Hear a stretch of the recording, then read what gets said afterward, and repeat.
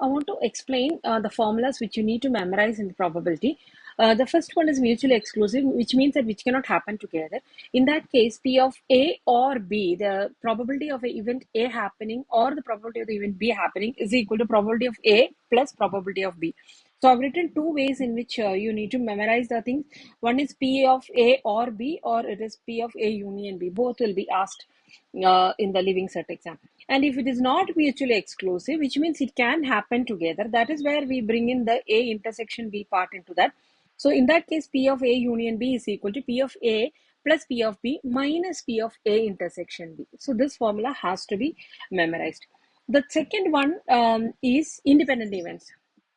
So independent events means it does not, one event does not affect the probability of the second event. So in that case, P of A and B, like the probability of both events happening together is equal to P of A times P of B.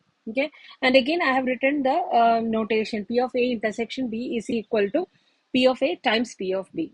Now here, for independent events, you have to remember that sometimes they will ask you a question saying that please check whether these events are independent or not. Okay, and that you have to show it mathematically. So in that case, this is the equation which you will have to follow. So what you will do is, like, you will find the probability of A intersection B separately, and then you find the probability of A is separately and B separately, and then multiply it together and see whether both matches together or not.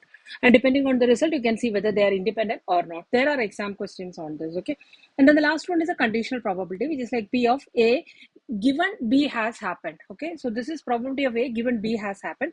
In that case, the equation is P of A intersection B divided by P of B. So these has to be memorized because this is not in the formula book. So you have to work on this. You have to memorize this so that you will be able to do the exam questions related to probability.